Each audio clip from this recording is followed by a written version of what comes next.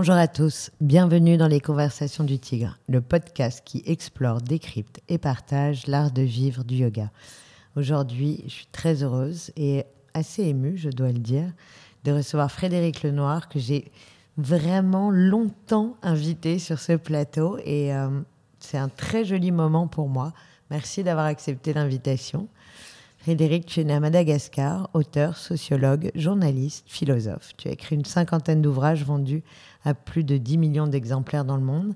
À 12 ans, tu écris ton premier livre. À 13 ans, ton père te met le banquet de Platon entre les mains. Tu découvres les philosophes grecs. Vers 15-16 ans, tu découvres le bouddhisme, la voie du juste milieu, qui fera partie de ta grande leçon de philosophie. Tu deviens universitaire, écrivain, philosophe. Et tu dis toi-même que tu désirais plutôt te lancer dans le cinéma. On est déjà sur un désir frustré.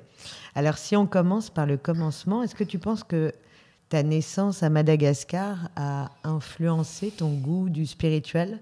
Parce qu'à Madagascar, il y a quand même un rapport à la mort, aux morts et à la spiritualité qui est très forte. Je crois que j'étais trop petit, parce qu'on est parti, j'avais 18 mois. Alors après, consciemment, non, inconsciemment, peut-être. C'est-à-dire qu'on ne sait pas ce qui se passe. Ça laisse des empreintes et peut-être que j'ai assisté à des choses. J'avais une nounou qui s'occupait de moi, donc était malgache, donc elle devait probablement prier, peut-être faire des rituels, j'en sais rien. Donc peut-être que ça a laissé une empreinte inconsciente, mais consciemment, j'ai évidemment aucun souvenir de cette période-là. Est-ce que tu te souviens du moment où ta vie a basculé pour faire un choix plutôt qu'un autre et renoncer finalement à ton envie de travailler dans le cinéma ? Oui, c'est quand j'ai lu les évangiles à l'âge de 19 ans, que ça a été un bouleversement. Je faisais mes études de philo dans le but d'aller faire une école de cinéma aux États-Unis. Je voulais faire UCLA, qui est l'école qu'a fait Spielberg, Lucas, etc. Donc j'avais quand même des grandes ambitions. Et puis j'ai lu les évangiles, ça m'a complètement bouleversé. Et je me suis dit, je vais rentrer dans un monastère. Et là, j'ai passé 3 ans dans un monastère. Et tout en continuant mes études de philo.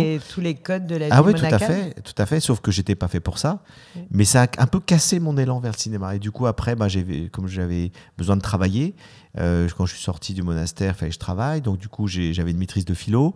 J'ai travaillé dans l'édition. Et puis après, tout s'est enchaîné autrement. Et le goût du cinéma, il revient depuis juste quelques années et j'y travaille.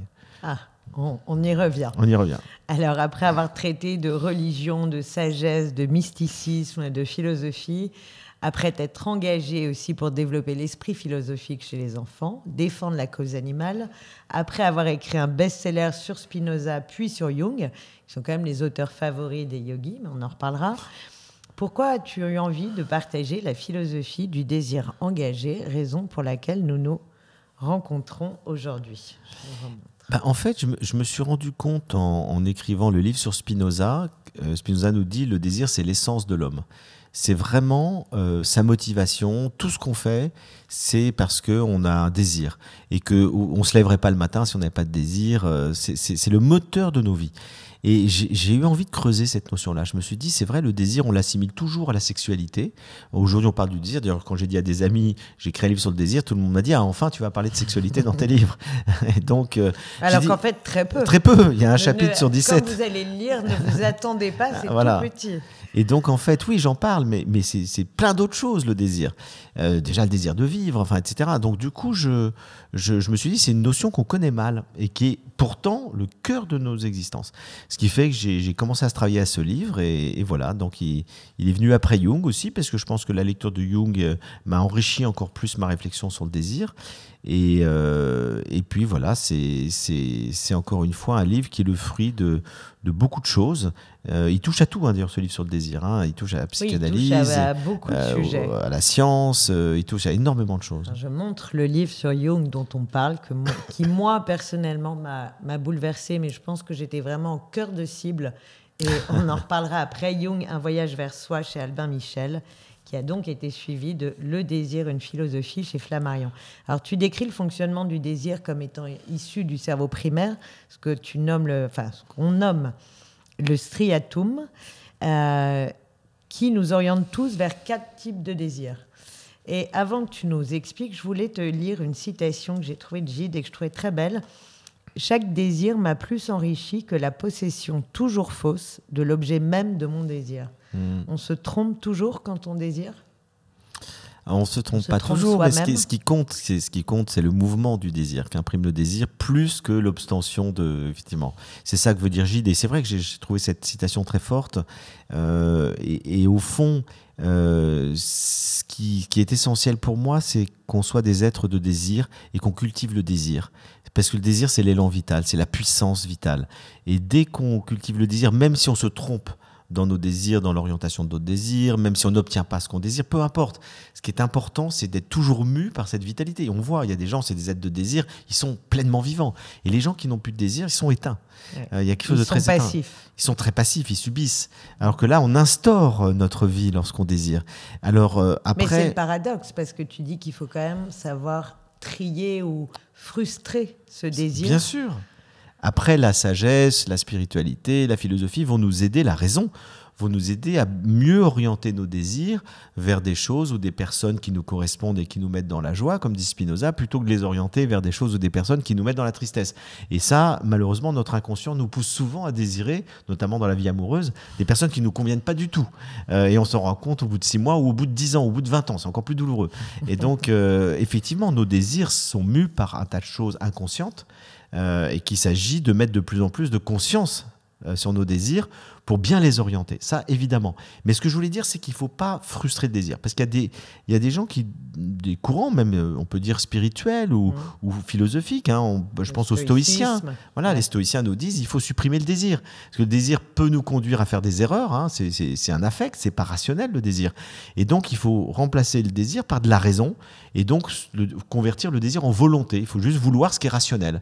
Mais si on vit comme ça, moi je trouve qu'on ne vit plus. Donc, et on coupe justement cet élan vital. Exactement. Et surtout, on se coupe du cerveau primaire, du cerveau archaïque. Parce que lui ne rationalise pas. Ne rationalise pas les choses. Alors, ce cerveau archaïque, pour y revenir, il nous pousse à faire 4 choses. Il nous pousse à désirer de la nourriture, évidemment.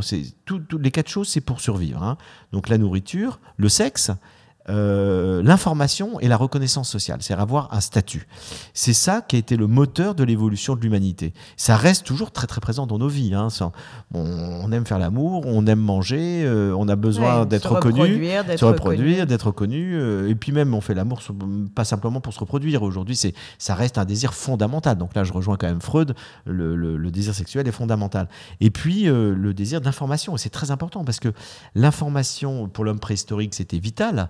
Parce qu'il fallait qu'il sache dans quel environnement il est pour survivre, pour se nourrir, trouver du gibier, se sauver, voir où sont des dangers et tout. Mais on a gardé ce fonctionnement-là. Et quand je me suis toujours étonné de voir que les gens passent 3 heures par jour devant l'information, la télé, la radio, le machin. Je dis, mais arrêtez, vous avez entendu ça en boucle 10 fois.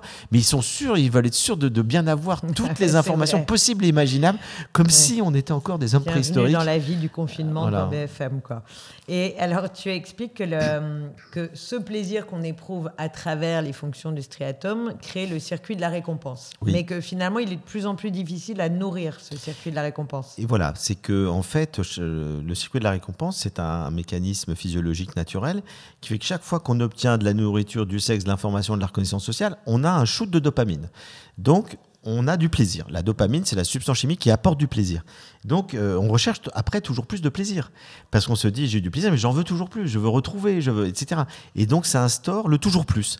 On n'est jamais satisfait. Et donc, c'est pour ça qu'il y a un chercheur que je cite souvent, Sébastien Boller, qui a appelé son livre sur le striatum, le bug humain. Parce qu'il nous dit, en fait, on n'est jamais satisfait. Notre cerveau primaire veut toujours plus. Il ne nous dit pas stop. Ce qui fait que, on a beau avoir du sexe, on en voudra toujours. On a beau manger, on en voudra toujours. Et toujours plus de quantité, toujours plus de qualité. Donc, on est à la recherche permanente du plaisir. Pourquoi ? Parce qu'on est devenu addict à la dopamine. Et donc, le problème, c'est l'addiction à la dopamine. Et alors, cette addiction, elle est autant sur l'avoir que l'être. Et toi, tu dis qu'il faudrait mieux réuir à décaler progressivement. Exactement. Et c'est là où on t'as passe tout compris. Sur le rationnel vers l'être plutôt que l'avoir. Parce que si tu mets ton addiction à la dopamine, qu'on a tous, Si tu la mets dans le domaine de l'avoir, tu détruis la planète. Et tu seras toujours frustré. On est en train. Et oui, on est en train de détruire la planète parce qu'on pille la planète, parce qu'on veut toujours plus. Et dans l'avoir, le toujours plus crée de la frustration. Parce qu'il y a toujours quelqu'un qui possédera plus que toi, qui aura une plus grosse voiture, une plus grosse maison, etc. Et donc, c'est la course effrénée dans le consumérisme. Et ce qui fait qu'il faut en sortir, parce qu'aujourd'hui, on ne peut plus se permettre d'être dans cette course-là. Et que pour en sortir, il faut compenser. Parce que l'être humain, il a besoin de compenser. Et c'est très bien comme ça. C'est-à-dire que si tu le frustres quelque part, qu'est-ce que tu lui donnes ailleurs ? Et donc, ton plaisir va le chercher ailleurs. Et va le chercher dans des choses qui ne détruisent pas la planète. C'est-à-dire dans l'être, dans la créativité artistique, dans l'amour, dans ton lien avec la nature, dans la contemplation, dans le yoga. Il y a plein de choses qui nous permettent d'avoir des doses extrêmes de plaisir, voire de joie, plus grand encore que le plaisir, et qui n'ont aucune conséquence négative sur la planète et de manière générale qui ne crée pas de la frustration. On n'est pas frustré en fait parce qu'on ne connaît pas tout. On se dit c'est formidable, j'ai encore plein de choses à connaître. Ouais, et puis il n'y a pas cet effet de plus on en reçoit, plus on en veut. Voilà. On prend exactement la même dose. Parce qu'on est dans l'ordre de l'être et pas dans l'ordre de l'avoir. Et le fonctionnement de l'ordre de l'être, il est très écolo, il est fondamental et il nous permet d'aller vers des joies de plus en plus grandes qui en fait compensent le fait qu'on ne va pas s'acheter un sac à main tous les jours, qu'on ne va pas être dans la recherche de reconnaissance sociale permanente, etc. Donc ce transfert de l'avoir à l'être, ça ne veut pas dire supprimer l'avoir, hein, mais aller plus vers des expériences qui nourrissent l'être, je pense que c'est la clé d'un changement de civilisation. Alors, est-ce que l'idée du désir collectif versus le désir individuel peut nous aider justement à aller plus vers ça ? En fait, on se nourrit. Oui, mais le désir collectif, on se nourrit, mais le désir collectif, il nous imprègne aussi. C'est-à-dire que nous sommes tous mus par des désirs collectifs autant que des désirs individuels. Et bien souvent, les désirs collectifs deviennent des désirs individuels. Je vais prendre un exemple. On parlait de reconnaissance sociale. Le striatum nous pousse à avoir de la reconnaissance sociale. Quels sont les objets symboles de reconnaissance sociale ? Je te donne 2 exemples. La Rolex et la voiture. Grosse voiture, grosse montre. Montre très chère, voiture très chère. Et avoir ça veut dire qu'on a réussi sa vie. Comme nous disait Jacques Ségala, un formidable lapsus. Si à 50 ans on n'a pas une Rolex, c'est qu'on a raté sa vie. Bon. Mais il dit quelque chose de vrai dans l'esprit collectif. C'est-à-dire que pour beaucoup de gens, avoir une belle montre et une belle voiture, c'est comme ça qu'on montre aux autres qu'on a réussi sa vie.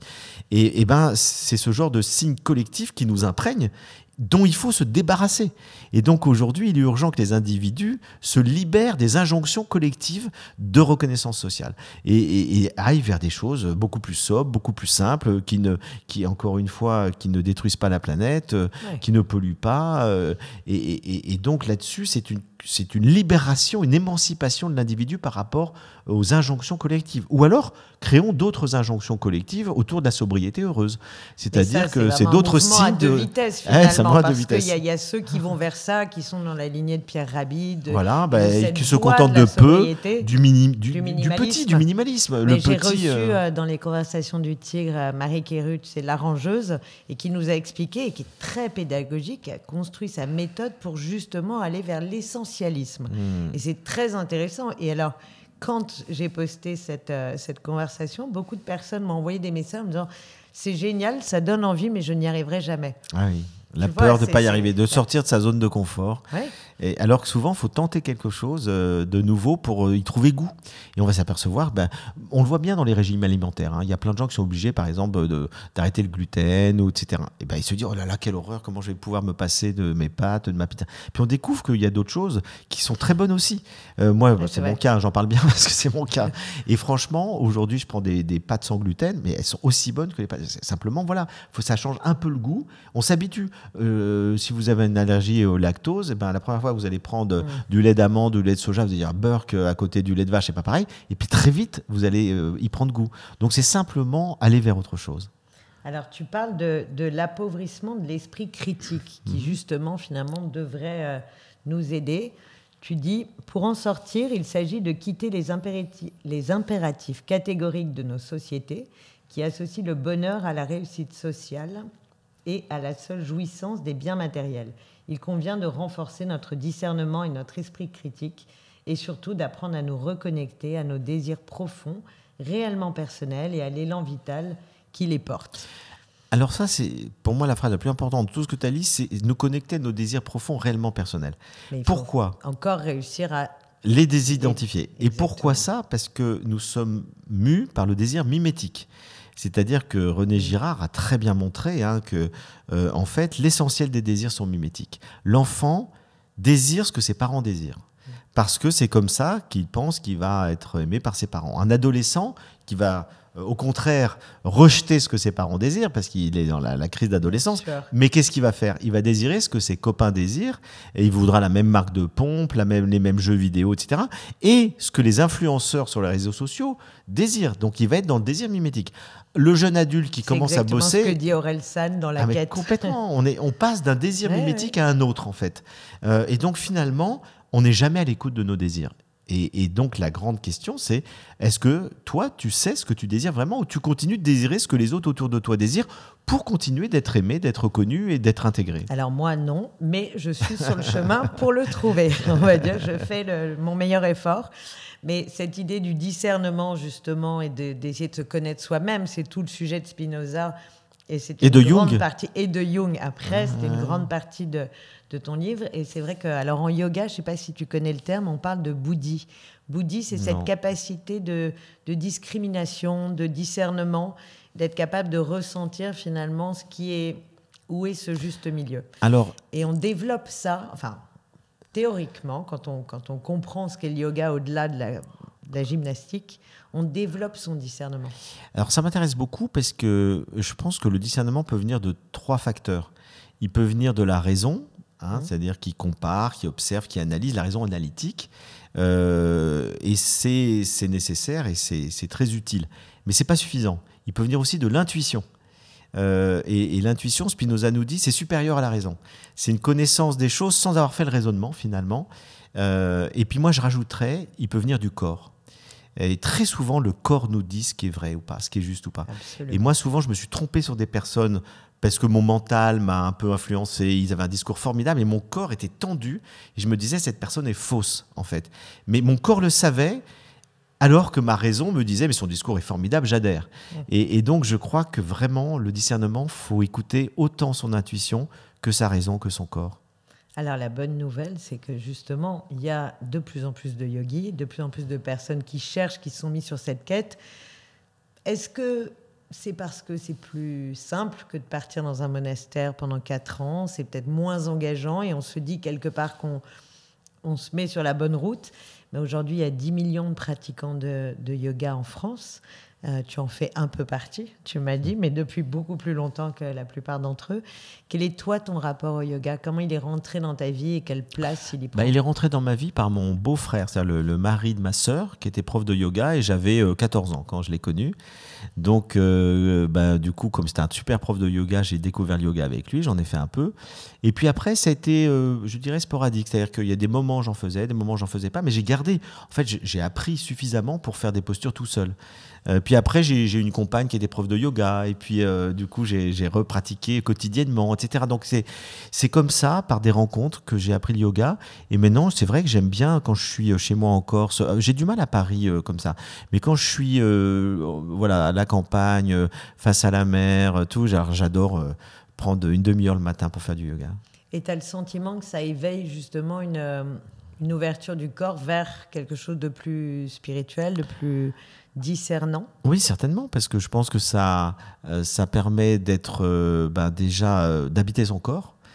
Donc d'être là, présent. De ne pas être à nouveau un passager clandestin. Tout à fait, d'habiter son corps, d'être présent, le travail sur le souffle, pour moi, est essentiel, parce que je trouve que déjà toute la respiration dans le yoga, moi, m'aide beaucoup, parce que j'ai tendance à me couper le souffle, à être très vite dans le mental, etc. Et tout, donc pouf, ça me remet vraiment dans le lien corps-esprit. Donc cette reliance corps-esprit m'aide beaucoup dans le yoga. Et puis après une séance de yoga, on se sent bien, bien relié, et du coup je travaille beaucoup mieux parce que j'écris toute la journée, et c'est vrai que c'est pas la même chose quand j'écris après avoir fait du yoga ou pas.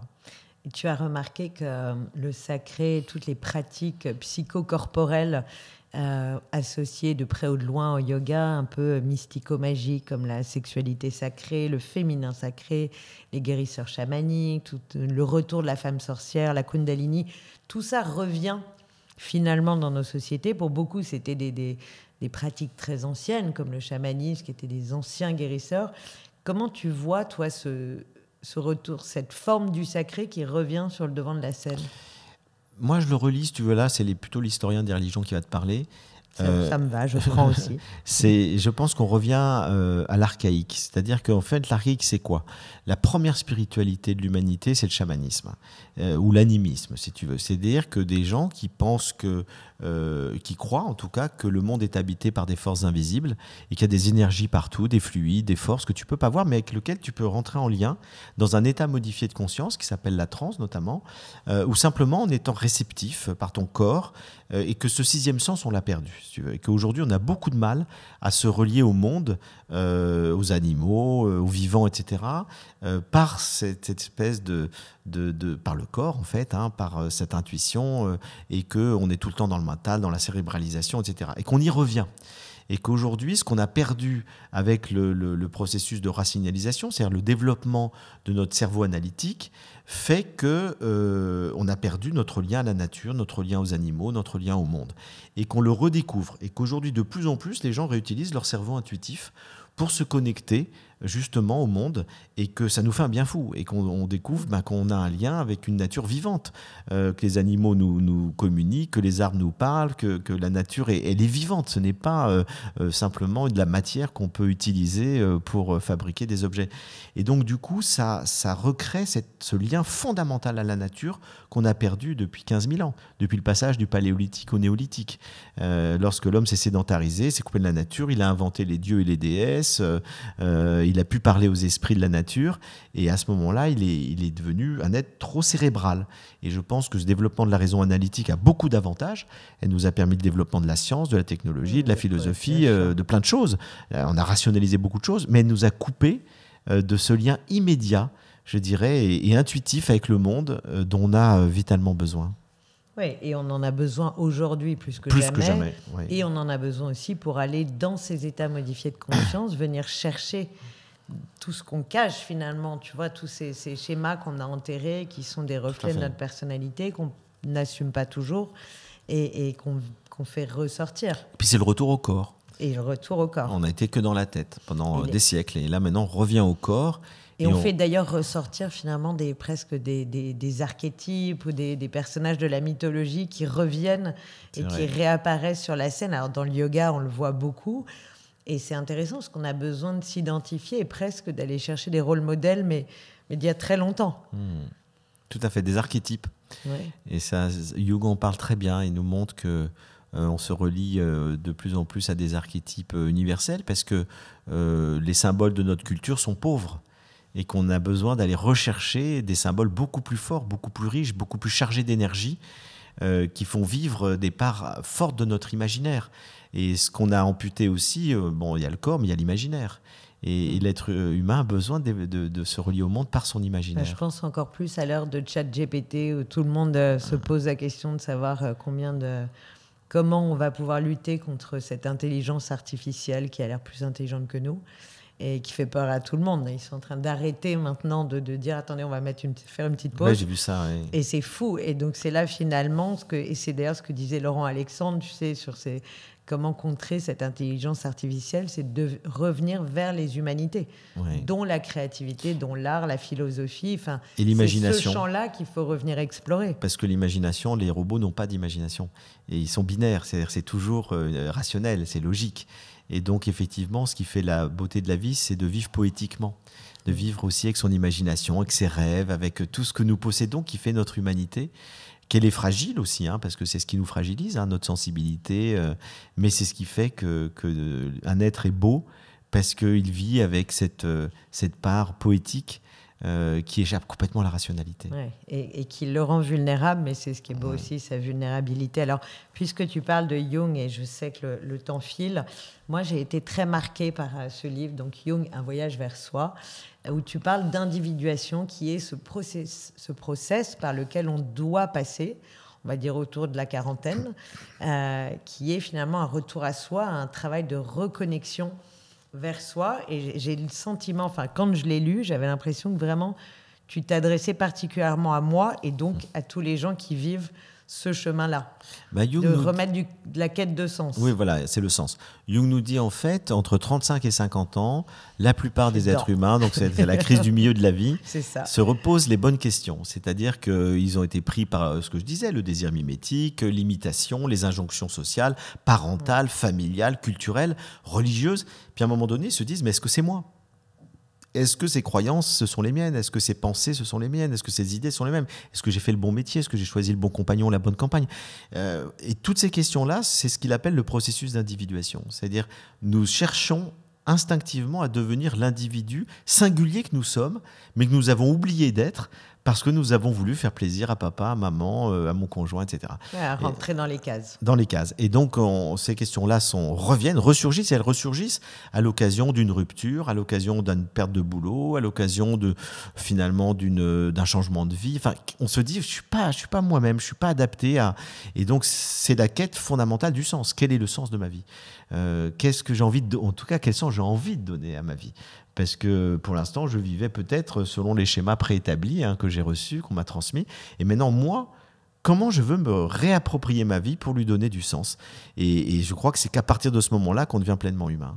Et alors, quand tu disais tout à l'heure qu'il fallait savoir quels étaient nos désirs profonds, ça rejoint la même chose. Finalement, c'est dans ce moment-là où on peut aller creuser et peut-être trouver ce qu'on désire profondément. Parce que, tu sais, dans un cours de yoga, souvent, on invite les élèves, en tout cas moi je le fais, à poser un sankalpa, une intention. Tu sais ce qu'on appelle un sankalpa, c'est une intention positive qu'on s'adresse à soi-même, un message affirmatif qui est un support psychique de méditation, de pratique.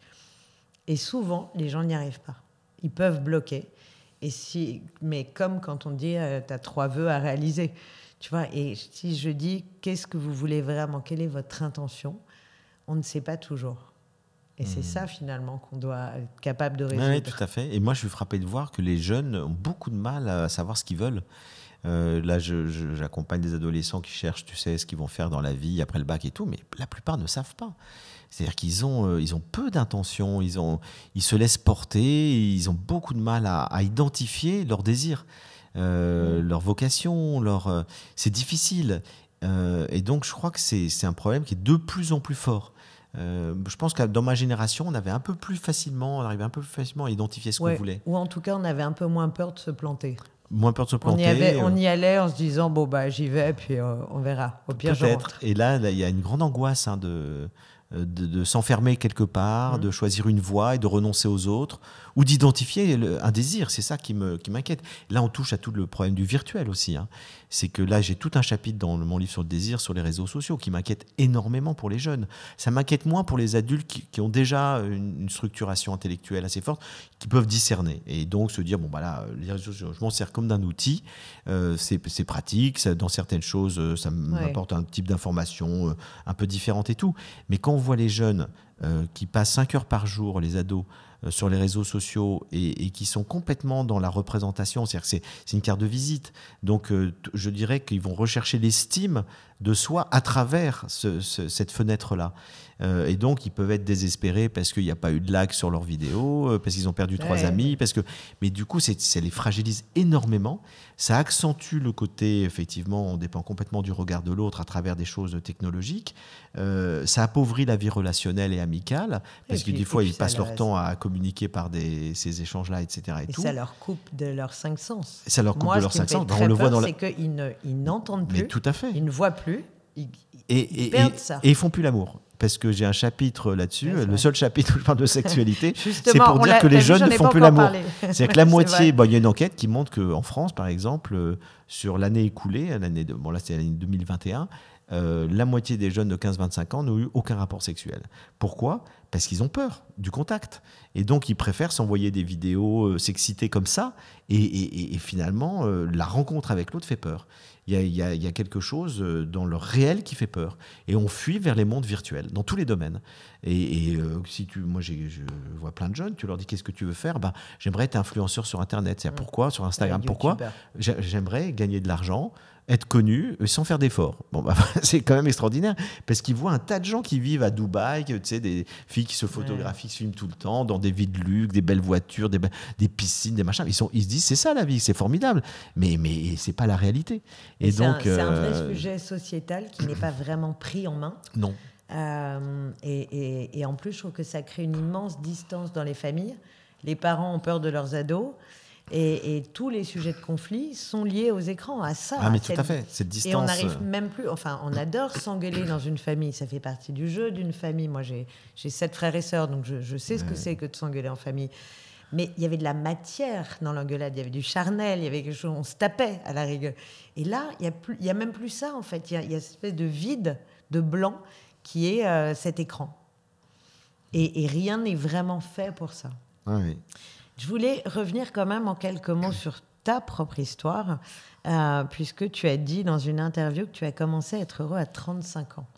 Et ton désir à toi, on l'a dit, c'était de savoir jouer au piano en maîtrisant le solfège, mais surtout de faire du cinéma.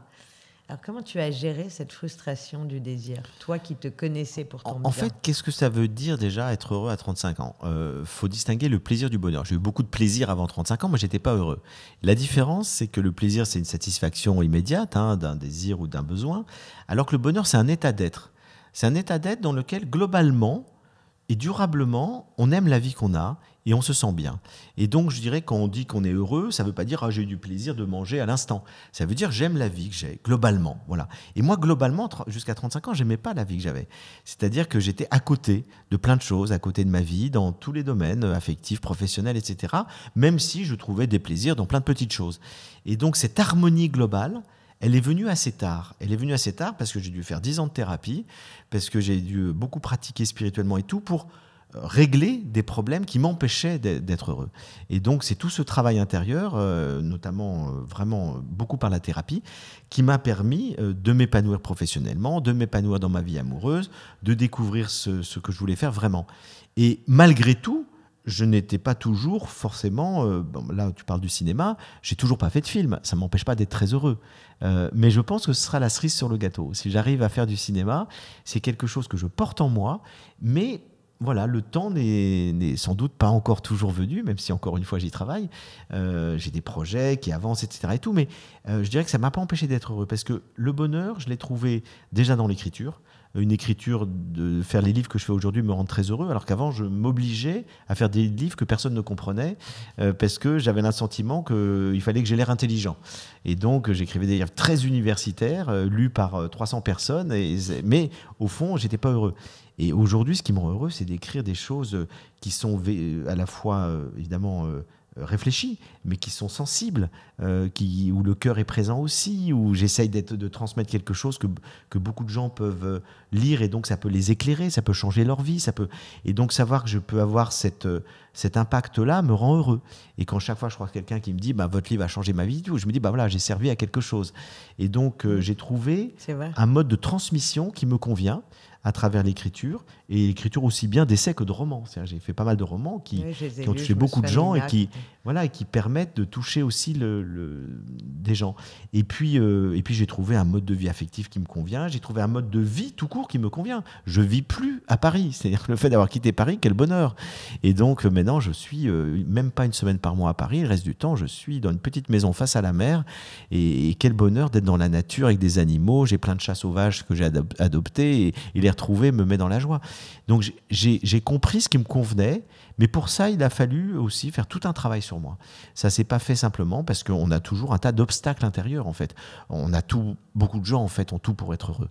Et si on est malheureux, c'est soi-même qui nous mettons dans des situations qui fait qu'on est malheureux. C'est ce qu'on appelle les cléchas en yoga. Et ben voilà, moi je ne savais pas, mais il y a l'impermanence, ces désirs inassouvis, cette peur. Il faut gérer tout ça, toutes nos peurs, toutes nos frustrations, etc. Et donc c'est un travail que j'ai mis du temps à faire. Et puis entre 35 et 40 ans, vraiment ma vie a changé. Je me suis senti beaucoup plus en harmonie, en paix avec moi-même, réconcilié aussi avec mes parents et tout ce que j'avais pu vivre comme tension familiale. Et j'ai fait ce processus d'individuation qui fait que je sais qui je suis, où je vais, quel sens je veux donner à ma vie. On sent dans le livre que tu l'as vécu. Oui, mais c'est le fruit d'un long travail. Tu es passé par là. Je le remontre. Et aujourd'hui, tu aimerais éveiller les consciences, puisque tu fais quand même passer les gens à travers les livres, et sans être thérapeute, mais tu l'es à ta façon, d'une inconscience vers une conscience éveillée. Ce serait quoi aujourd'hui ton combat d'une nouvelle conscience de demain ? C'est un peu tout ce que j'écris dans mes livres, tout ce dont on dit, c'est-à-dire passer de l'inconscience à la conscience, c'est-à-dire mettre de la conscience sur ce qu'on fait, mettre de la conscience quand on mange, qu'est-ce qu'on mange, d'où ça vient, etc. Mettre de la conscience dans nos relations, mettre de la conscience dans nos activités, enfin dans nos désirs. Donc passer de l'inconscience à la conscience et de la peur à l'amour. Parce qu'on est prisonnier de nos peurs très longtemps, et tant qu'on est dans les peurs, je crois qu'on ne sera pas heureux et on ne rendra pas les autres heureux. Et donc, remplacer la peur par la confiance et par l'amour, c'est le chemin toute la vie. Et donc, si je peux aider les gens à aller de l'inconscience à la conscience et de la peur à l'amour, j'aurais fait une petite chose utile sur Terre. Tu sais ce que disait Edgar Morin, j'ai eu la chance de le voir au Cité de la Réussite l'année dernière, donc il est centenaire. Et le journaliste lui disait, mais quelle est la clé de votre longévité ? Et il a répondu, je suis curieux, je suis utile et je suis fervent. Ah, c'est beau. Magnifique réponse. J'adore Edgar Morin. Tu pourrais être centenaire. J'espère. En tout cas, Edgar Morin, ça a été un de mes maîtres. Il fait partie de mon jury de thèse et c'est quelqu'un qui intellectuellement, quand j'avais entre 20 et 30 ans, m'a beaucoup marqué.